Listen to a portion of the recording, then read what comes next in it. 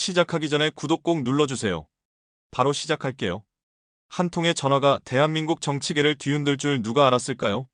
2017년 10월 16일 오후 1시 50분 서울 강남의 한 법무법인 사무실에서 울린 전화벨 소리가 훗날 국회의원직 상실로 이어질 운명의 시작이었습니다. 전화를 받은 남자는 최강욱이었습니다. 49살의 이 변호사는 그 순간 자신이 내린 한 번의 선택이 얼마나 큰 파장을 일으킬지 전혀 예상하지 못했을 것입니다. 하지만 이 이야기를 제대로 이해하려면 우리는 시간을 훨씬 거슬러 올라가야 합니다. 1986년 3월 24일 전라북도 남원의 작은 마을에서 한 아이가 태어났습니다. 그런데 흥미롭게도 이 아이의 출생신고는 2달 뒤인 5월 5일에 되었습니다. 최강욱이라는 이름으로 세상에 기록된 이 아이는 훗날 자신의 실제 생일과 공식 생일이 다르다며 주장하게 됩니다. 이미 그때부터 그의 인생에는 묘한 엇갈림이 있었던 것일까요? 최강욱의 집안은 상령 최씨 낭장공파 중 통내 공파 승지 공종 중에 25세 손으로 나름의 가문을 자랑하는 집안이었습니다. 더욱 흥미로운 것은 소설가 최명희가 바로 최강욱의 단고모였다는 사실입니다. 아리랑을 쓴 그 유명한 작가 말입니다. 어쩌면 최강욱에게는 이야기를 만들어내는 재능이 혈액 속에 흘러들어가 있었는지도 모릅니다. 남원의 시골 소년 최강욱에게 인생의 전환점이 찾아온 것은 1986년이었습니다. 18살의 최강욱은 대한민국 최고의 명문대학인 서울대학교 법학과에 합격했습니다. 이것은 단순한 대학 합격이 아니었습니다. 시골 출신 소년이 대한민국 엘리트 코스의 첫 관문을 통과한 순간이었습니다. 서울대 법학과에서 최강욱은 운명적인 만남을 갖게 됩니다. 바로 조국이라는 선배와의 만남이었습니다. 조국은 최강욱보다 2살 위인 1964년생으로 이미 학내에서 주목받는 인물이었습니다. 두 사람은 같은 법학과 출신으로서 자연스럽게 가까워졌고 이 만남은 훗날 최강욱의 인생에 결정적인 영향을 미치게 됩니다. 대학 시절 최강욱은 성실하고 우수한 학생이었습니다. 법학 공부에 매진하며 장래를 준비했고 1995년에는 서울대학교 대학원에서 법학 석사 학위까지 취득했습니다. 그런데 흥미롭게도 이 석사 과정에서 조국이 최강욱의 지도교수를 맡게 됩니다. 선후배 관계에서 시작된 두 사람의 인연이 이제는 스승과 제자의 관계로까지 발전한 것입니다. 최강욱이 선택한 첫 번째 직업은 군법무관이었습니다. 1994년 제11회 군법무관 임용시험에 합격한 최강욱은 군 복무를 시작했습니다. 이것은 단순한 의무 복무가 아니었습니다. 최강욱은 법무참모로서 군대 내 각종 법적 업무를 담당하게 되었고 이 과정에서 그의 능력이 빛을 발하기 시작했습니다. 제35보병사단에서 법무참모로 근무하던 최강욱은 곧 제3군단 법무참모로 승진했습니다. 그리고 이곳에서 최강욱은 자신의 존재감을 확실히 각인시키는 사건들을 처리하게 됩니다. 2004년 최강욱은 공금 횡령 혐의로 한미연합군사령부 부사령관인 신일순을 구속 기소하는 큰 사건을 담당했습니다. 이것은 보통의 군법무관이라면 쉽게 접하기 어려운 고위급 사건이었습니다. 한미연합군사령부 부사령관이라면 군내에서도 최고 위층에 속하는 인물입니다. 이런 인물을 구속 기소한다는 것은 엄청난 용기와 법적 확신이 필요한 일이었습니다. 최강욱은 이 사건을 통해 자신이 누구든 상관없이 법 앞에 평등하다는 원칙을 실천하는 법무관임을 보여주었습니다. 하지만 최강욱의 진짜 존재감은 그 다음 사건에서 더욱 분명해졌습니다. 장성 진급비리 사건을 조사하던 최강욱은 당시 육군참모총장이었던 남재준이 사의를 표명하게 만드는 결정적인 역할을 했습니다. 육군참모총장은 대한민국 육군의 최고 책임자입니다. 이런 인물이 한 군법무관의 조사로 인해 사의를 표명해야 했다는 것은 최강욱의 조사가 얼마나 치밀하고 강력했는지를 보여줍니다. 이 두 사건을 통해 최강욱은 군내에서 무서운 법무관이라는 평가를 받게 되었습니다. 계급이나 지위에 상관없이 법적 잣대를 들이대는 강직한 법무관으로 인식되었던 것입니다. 하지만 동시에 이런 성향은 최강욱에게 적지 않은 부담을 안겨주었을 것입니다. 고위층을 상대로 한 수사와 기소는 언제나 정치적 압력과 보복의 가능성을 동반하기 때문입니다. 최강욱은 소령으로 전역했습니다. 군법무관으로서의 경력은 그에게 두 가지 중요한 자산을 안겨주었습니다. 첫 번째는 실전 법무 경험이었습니다. 대학에서 배운 이론적 지식을 실제 사건에 적용하며 쌓은 경험은 그를 실력 있는 법조인으로 만들어 주었습니다. 두 번째는 네트워크였습니다. 군내에서 쌓은 인맥은 훗날 그의 정치적 경력에도 도움이 될 소중한 자산이었습니다. 2005년 최강욱은 변호사로 개업했습니다. 법무법인 청맥에 소속되어 본격적인 변호사 생활을 시작한 것입니다. 군법무관 시절 쌓은 실력과 경험을 바탕으로 최강욱은 빠르게 실력 있는 변호사로 인정받기 시작했습니다. 특히 형사사건에서의 전문성은 많은 의뢰인들의 신뢰를 얻었습니다. 변호사로 활동하면서 최강욱은 조국과의 인연도 계속 이어갔습니다. 2016년경에는 조국의 부인 정경심의 상속 분쟁 소송을 대리하기도 했습니다. 이는 두 사람의 관계가 단순한 선후배 관계를 넘어서 가족 차원의 신뢰관계로까지 발전했음을 보여주는 사건이었습니다.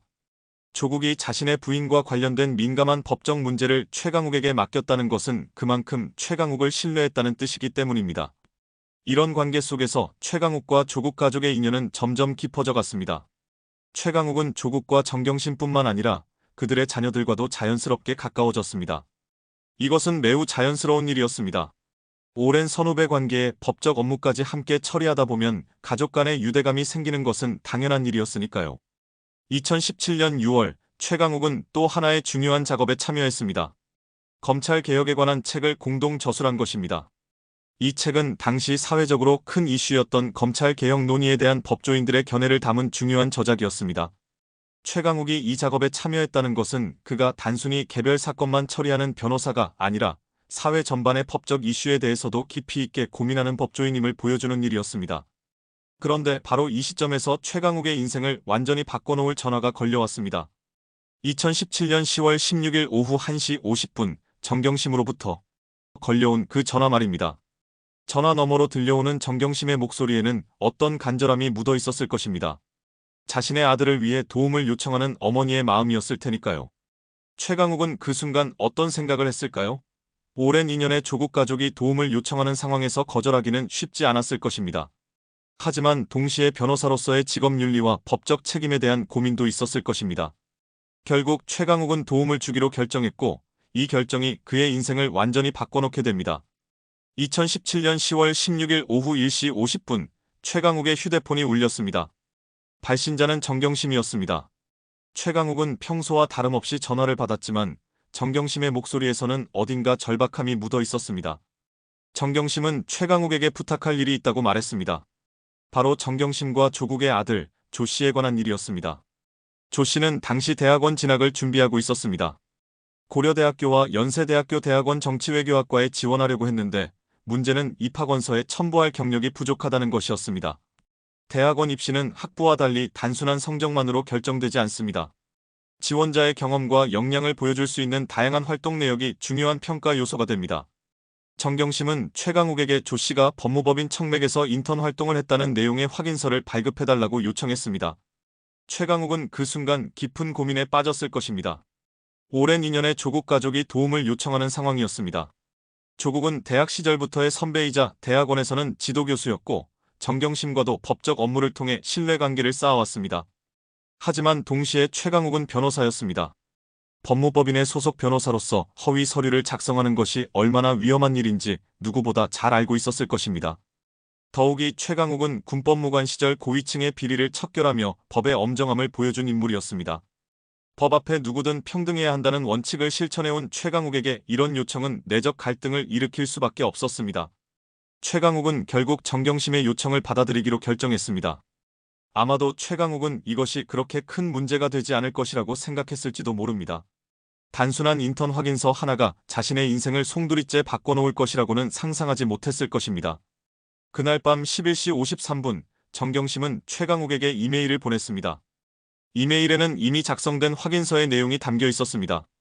조 씨가 2017년 1월 10일부터 같은 해 10월 11일 현재까지 매주 2회 총 16시간 동안 변호사 업무 및 기타 법조 직역에 관하여 배우고 이해하는 시간을 갖고 문서 정리 및 영문 번역 등 업무를 보조하는 인턴으로서의 역할과 책무를 훌륭하게 수행하였음을 확인한다는 내용이었습니다.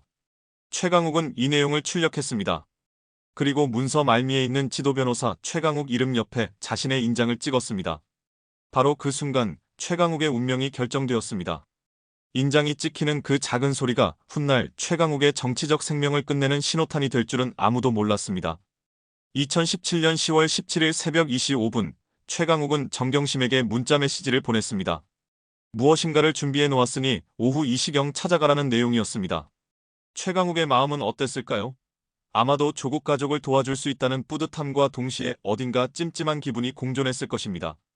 하지만 이미 결정한 일이었고 더 이상 되돌릴 수는 없었습니다. 그날 오후 3시 30분 정경심은 최강욱에게 다시 문자 메시지를 보냈습니다. 서류를 잘 받았고 감사하다는 내용이었습니다. 정경심의 감사 인사를 받은 최강욱은 어떤 기분이었을까요? 아마도 자신이 좋은 일을 했다는 생각이 들었을 것입니다. 오랜 인연의 가족을 도와준 것에 대한 만족감도 있었을 것입니다. 하지만 최강욱이 모르는 사이에 이 허위 확인서는 이미 그 목적지를 향해 움직이고 있었습니다. 정경심과 조국은 2017년 10월경 조 씨의 고려대학교 대학원 정치외교학과 입학시험 지원서에 이 확인서를 첨부했습니다. 입학지원서 경력란에는 2017년 1월경부터 법무법인 청맥에서 인턴 활동을 하고 있다는 허위 내용이 기재되었습니다. 11월에는 연세대학교 대학원 정치외교학과 지원에도 같은 확인서가 사용되었습니다. 최강욱이 찍은 그 인장이 두 개의 명문 대학원 입학심사에서 중요한 증빙자료로 제출된 것입니다. 최강욱은 이 사실을 알고 있었을까요? 아마도 알고 있었을 것입니다. 애초에 대학원 지원용으로 부탁받은 확인서였으니까요. 입학심사가 진행되는 동안 최강욱은 평범한 일상을 보내고 있었습니다. 법무법인에서 변호사 업무를 처리하고 의뢰인들을 상대하며 바쁜 하루하루를 보냈습니다. 혹시 가끔씩 조 씨의 대학원 입시 결과가 궁금하기도 했을 것입니다. 자신이 도움을 준 일이 좋은 결과로 이어지기를 바랐을 테니까요. 드디어 합격 발표가 났습니다. 조 씨는 고려대학교와 연세대학교 대학원 정치외교학과 입시에서 모두 최종 합격했습니다. 이 소식을 들은 최강욱은 어떤 기분이었을까요? 아마도 기뻤을 것입니다. 자신이 도움을 준 일이 좋은 결과로 이어졌다는 뿌듯함도 있었을 것입니다. 조국과 정경심도 최강욱에게 고마움을 표했을 것입니다. 하지만 최강욱은 그 순간에도 자신이 얼마나 위험한 줄타기를 하고 있는지 완전히 깨닫지 못했을 것입니다. 허위 서류 작성은 단순한 인정상 도움이 아니었습니다. 이것은 명백한 범죄 행위였고 언젠가는 그 대가를 치러야 할 일이었습니다. 2018년이 되면서 최강욱의 인생에는 새로운 전환점이 찾아왔습니다. 9월 7일 최강욱은 문재인 정부의 대통령 비서실 공직기강비서관으로 임명되었습니다. 이것은 최강욱에게 있어서 정치적 경력의 시작을 의미하는 중요한 사건이었습니다. 변호사에서 정부 고위직으로의 화려한 변신이었습니다. 공직기강비서관이라는 직책은 매우 중요한 위치였습니다. 정부 내 공직자들의 기강 확립과 반부패 업무를 담당하는 핵심 보직이었습니다. 최강욱의 군법무관 시절 경험과 변호사로서의 법적 전문성이 인정받은 결과였습니다. 특히 고위층 비리를 척결한 경험은 이 직책에 최적화된 이력이었습니다. 최강욱은 공직기강비서관으로서 성실히 업무를 수행했습니다. 정부의 반부패 정책 수립과 공직자 기강 확립에 힘썼습니다. 하지만 최강욱은 그 누구보다 아이러니한 상황에 처해 있었습니다. 공직자들의 기강을 담당하는 자신이 이미 허위 서류 작성이라는 법적 문제를 안고 있었으니까요. 한편 이 시기에 조국은 법무부 장관으로 임명되어 사회적 논란의 중심에 서게 됩니다. 조국 가족의 각종 의혹들이 연일 언론에 보도되면서 최강욱도 점점 위험한 상황으로 몰려가고 있었습니다. 조국과의 오랜 인연 그리고 2017년에 작성한 그 확인서가 언젠가는 문제가 될 것이라는 불안감이 최강욱을 짓눌렀을 것입니다. 2020년 3월 16일 최강욱은 공직기강비서관직에서 물러났습니다. 그리고 정치의 세계로 본격 진출할 준비를 시작했습니다.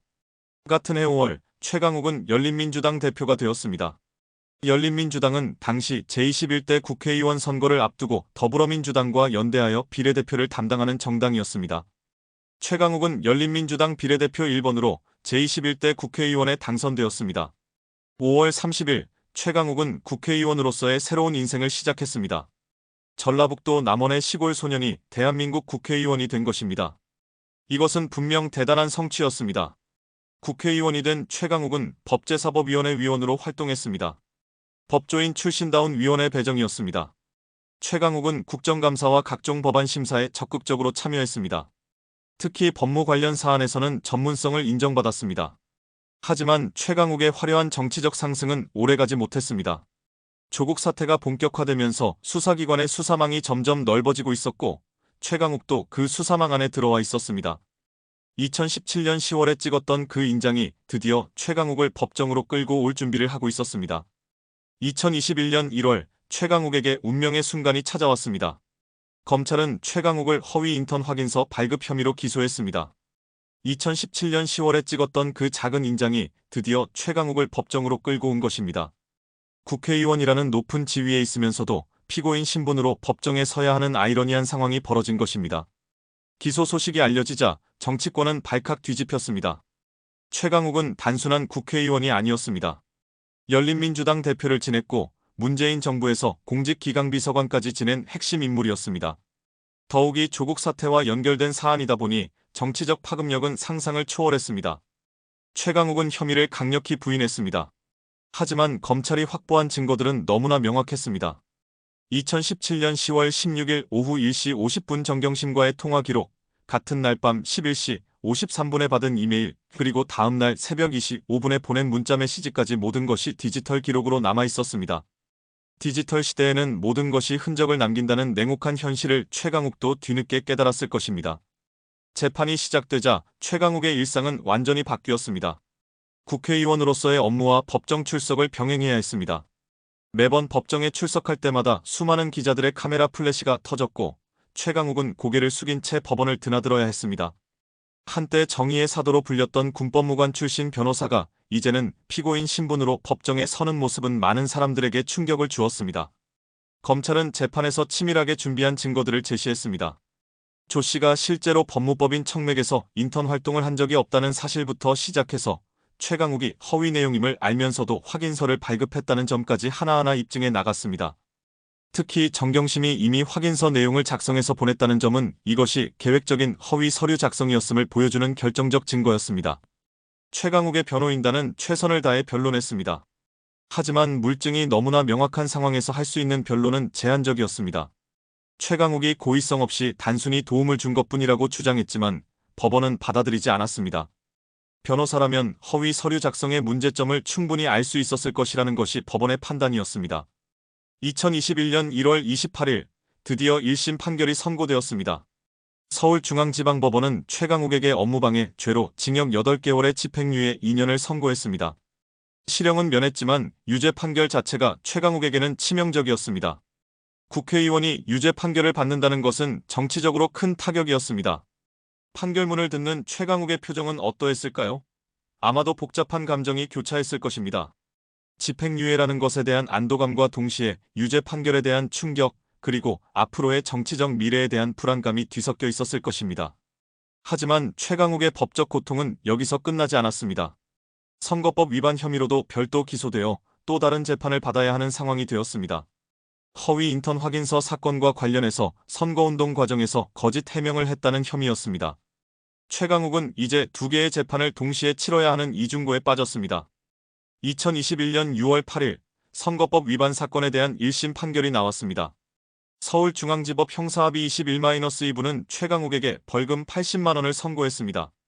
비교적 가벼운 형량이었지만 이건 역시 유죄 판결이었습니다. 최강욱은 이제 2개의 유죄 판결을 안고 정치 활동을 계속해야 하는 상황이 되었습니다. 정치적 압박은 날로 커져갔습니다. 야당에서는 최강욱의 국회의원직 사퇴를 강력히 요구했고 여당 내에서도 부담스러워하는 분위기가 감지되었습니다. 최강욱은 그동안 쌓아온 정치적 신뢰와 명성이 하루아침에 무너져 내리는 것을 지켜봐야 했습니다. 최강욱은 1심 판결에 불복하여 항소했습니다. 마지막까지 법적 다툼을 포기하지 않겠다는 의지였습니다. 하지만 상황은 점점 불리하게 돌아가고 있었습니다. 언론과 여론은 이미 최강욱에게 등을 돌린 상태였고 정치적 고립감은 더욱 깊어져만 갔습니다. 2022년 5월 20일 2심 재판부의 판결이 나왔습니다. 서울중앙지방법원 형사항소 5-1부는 항소를 기각하고 원심 판결을 유지했습니다. 징역 8개월의 집행유예 2년이라는 1심 판결이 그대로 확정된 것입니다. 최강욱의 마지막 희망이었던 2심에서도 뜻대로 되지 않았습니다. 2심 판결을 받은 최강욱은 이제 정말 절망적인 상황에 처했습니다. 대법원에 상고할 수는 있었지만 대법원이 사실관계가 명확한 이런 사건에서 하급심 판결을 뒤집을 가능성은 희박했습니다. 최강욱도 이 사실을 잘 알고 있었을 것입니다. 법조인 출신으로서 대법원의 판례와 성향을 누구보다 잘 알고 있었으니까요. 그럼에도 불구하고 최강욱은 대법원에 상고했습니다. 비록 가능성은 희박하더라도 마지막 기회까지 놓을 수는 없었습니다. 하지만 최강욱 자신도 알고 있었을 것입니다. 이것이 정말 마지막 기회라는 것을 말입니다. 상고심이 진행되는 동안 최강욱은 국회의원으로서의 활동을 계속했습니다. 하지만 이미 정치적 영향력은 크게 줄어든 상태였습니다. 동료 의원들도 최강욱과 거리를 두려고 했고 언론에서도 더 이상 주목받지 못했습니다. 한때 차세대 정치 지도자로 주목받았던 최강욱은 이제 정치적 사지로 내몰린 상황이었습니다. 2022년에는 더불어민주당 최고위원으로 선출되어 잠깐 동안 정치적 부활의 기회를 잡는 것처럼 보였습니다. 하지만 이것은 오히려 최강욱에게 더 큰 부담을 안겨주었습니다. 당내 최고위원이라는 중요한 직책을 맡고 있으면서도 형사재판의 결과를 기다려야 하는 아이러니한 상황이 되었기 때문입니다. 최강욱의 가족들은 어떤 심정이었을까요? 특히 최강욱의 부인과 자녀들은 남편이자 아버지가 연일 언론에 오르내리는 상황을 지켜보며 큰 고통을 받았을 것입니다. 한때 자랑스러웠던 가장이 이제는 사회적 지탄의 대상이 된 현실을 받아들이기가 쉽지 않았을 것입니다. 최강욱 자신도 매일매일이 고통스러웠을 것입니다. 아침에 일어나서 신문을 보고 뉴스를 듣고 인터넷을 검색할 때마다 자신과 관련된 부정적인 기사들을 접해야 했습니다.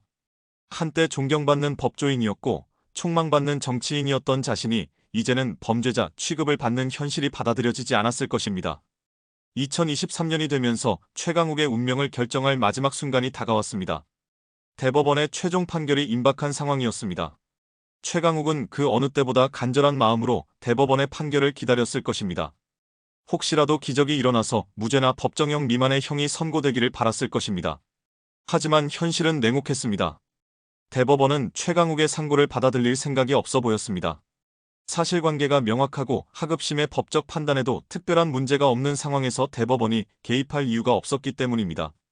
최강욱은 이제 정말 막다른 길에 서 있었습니다. 대법원에서 상고가 기각되면 징역 8개월의 집행유예 2년이라는 형이 확정되고 공직선거법과 국회법 규정에 따라 자동으로 국회의원직을 잃게 됩니다. 전라북도 남원에서 서울대 법학과에 입학하며 시작된 화려한 엘리트 코스가 이제 완전히 막다른 길에 다다른 것입니다. 최강욱의 정치적 동료들과 지지자들도 더 이상 희망을 품기 어려운 상황이었습니다. 그들 역시 최강욱의 무죄를 바랐지만 법적으로는 어려운 상황이라는 것을 잘 알고 있었습니다. 최강욱에 대한 정치적 지지도 점점 약해져 갔습니다. 2023년 9월 최강욱에게 마지막 심판의 날이 찾아왔습니다. 대법원은 최강욱의 상고를 기각했습니다. 징역 8개월의 집행유예 2년이라는 형이 최종 확정되는 순간이었습니다.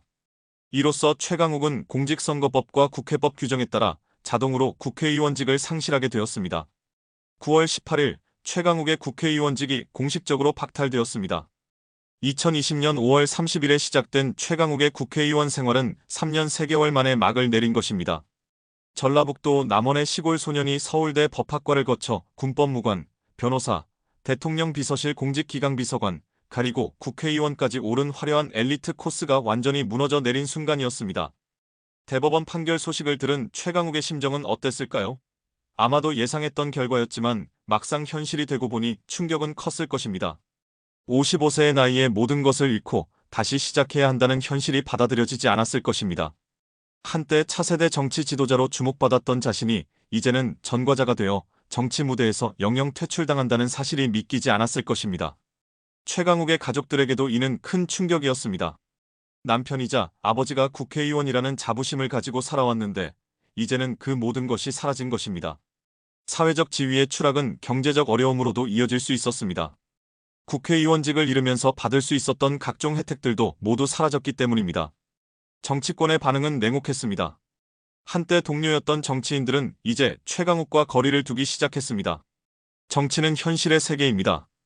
더 이상 정치적 가치가 없다고 판단되는 인물에게는 무정하게 등을 돌리는 것이 정치권의 냉혹한 현실입니다. 최강욱도 이런 현실을 뼈저리게 느꼈을 것입니다. 언론의 관심도 급격히 사라졌습니다. 한때는 최강욱의 일거수일투족이 뉴스거리였지만 이제는 더 이상 뉴스 가치가 없는 과거의 인물이 되어버린 것입니다. 최강욱은 이제 완전한 정치적 몰락을 경험해야 했습니다. 하지만 최강욱의 고통은 여기서 끝나지 않았습니다. 집행유예 기간인 2년 동안은 언제든 실형을 살 수 있는 위험 속에서 살아야 했습니다. 작은 법적 문제라도 생기면 집행유예가 취소되어 감옥에 가야 할 수도 있었습니다. 이런 상황에서 최강욱은 극도로 조심스러운 생활을 해야 했습니다. 변호사로서의 활동도 제약을 받게 되었습니다.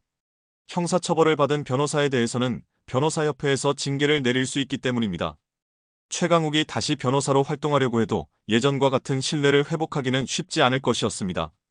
의뢰인들이 과연 전과가 있는 변호사를 신뢰할 수 있을까요? 경제적 어려움도 심각한 문제였습니다. 국회의원 시절에 받던 연봉과 각종 수당이 모두 끊어졌습니다. 정치 활동으로 인해 변호사 업무에 소홀했던 기간 동안 잃어버린 고객들을 다시 찾는 것도 쉬운 일이 아니었습니다. 최강욱은 이제 생계를 위해 다시 발품을 팔아야 하는 상황에 처했습니다. 사회적 시선도 냉혹했습니다. 한때 존경받던 법조인이었고 국회의원이었지만 이제는 허위 서류를 작성한 전과자로 기억되고 있었습니다. 길거리에서 최강욱을 알아보는 사람들의 시선은 더 이상 존경이나 호감이 아니었습니다. 호기심이나 냉소, 때로는 경멸의 시선이었을 것입니다. 최강욱은 이제 완전히 다른 인생을 살아야 했습니다. 55세의 나이에 모든 것을 다시 시작해야 하는 상황이 된 것입니다. 하지만 최강욱에게는 여전히 법학 지식과 변호사 경험이 있었습니다. 이것들을 바탕으로 새로운 삶을 개척해 나갈 수도 있었습니다. 그러나 최강욱이 겪어야 했던 가장 큰 고통은 아마도 자괴감이었을 것입니다. 2017년 10월 16일 그 전화를 받지 않았더라면, 정경심의 부탁을 거절했더라면, 허위 확인서에 인장을 찍지 않았더라면 어떻게 되었을까 하는 후회가 끊임없이 최강욱을 괴롭혔을 것입니다. 조국과 정경심에 대한 복잡한 감정도 있었을 것입니다. 오랜 인연의 선후배를 도와주려다가 자신의 인생이 완전히 망가져버린 상황에서 최강욱은 어떤 감정을 느꼈을까요? 원망스럽기도 하고 동시에 자신의 잘못된 판단을 자책하기도 했을 것입니다. 최강욱의 이야기는 우리에게 여러 가지 교훈을 남깁니다. 첫째, 아무리 가까운 인연이라도 법적으로 문제가 될 수 있는 일은 거절해야 한다는 것입니다. 최강욱은 조국 가족과의 오랜 인연 때문에 거절하지 못했지만 그 결과는 참혹했습니다. 둘째, 작은 거짓말이나 작은 잘못이라도 큰 결과를 초래할 수 있다는 것입니다. 최강욱은 아마도 단순한 인턴 확인서 하나가 이렇게 큰 문제가 될 것이라고는 생각하지 못했을 것입니다. 하지만 그 작은 거짓말이 결국 최강욱의 모든 것을 앗아갔습니다. 셋째, 지위가 높을수록 더욱 조심해야 한다는 것입니다. 최강욱은 변호사였고 대통령 비서실 공직기강비서관이었으며 국회의원이었습니다. 이런 높은 지위에 있는 사람일수록 작은 잘못도 큰 파장을 일으킬 수 있습니다. 넷째, 디지털 시대에는 모든 것이 기록으로 남는다는 것입니다. 최강욱의 범죄를 입증한 결정적 증거들은 모두 디지털 기록이었습니다. 통화 기록, 이메일, 문자 메시지 등 모든 것이 증거가 되었습니다. 최강욱의 몰락은 한국 정치사에서 하나의 상징적 사건이 되었습니다. 능력 있고 청렴하다고 여겨졌던 인물도 작은 선택의 실수로 인해 완전히 몰락할 수 있다는 것을 보여준 사례가 된 것입니다. 2024년과 2025년을 거치면서 최강욱은 점점 사람들의 기억에서 잊혀져 갔습니다. 한때 차세대 정치 지도자로 주목받았던 인물이 이제는 정치사의 한 각주 정도로만 기억되고 있습니다. 이것이 바로 정치의 무상함이고 권력의 허무함입니다. 최강욱은 지금 어떻게 살고 있을까요? 아마도 조용히 변호사 업무를 보면서 평범한 일상을 보내고 있을 것입니다. 한때 화려했던 정치인으로서의 삶은 이제 먼 과거의 일이 되었을 것입니다. 집행유예 기간이 지나고 나면 전과자라는 꼬리표는 남겠지만 그래도 새로운 인생을 시작할 수는 있을 것입니다. 최강욱의 이야기는 우리 모두에게 경종을 울립니다. 인생에서 내리는 하나하나의 선택이 얼마나 중요한지, 그리고 한 번의 잘못된 선택이 어떻게 모든 것을 바꿀 수 있는지를 보여주는 사례입니다. 2017년 10월 16일 오후 1시 50분에 울린 그 전화벨 소리가 최강욱의 인생을 완전히 바꿔놓았듯이 우리 모두도 매 순간 중요한 선택의 기로에 서 있다는 것을 잊지 말아야 할 것입니다. 하지만 또 한편으로는 이재명 정부에서 다시 한번 재기하여 또 어떤 모습을 보여줄지 기대되는 사람 중에 하나입니다. 여러분의 구독과 좋아요는 저에게 큰 힘이 됩니다. 다음 시간에는 더 재미있는 스토리로 찾아오겠습니다. 감사합니다.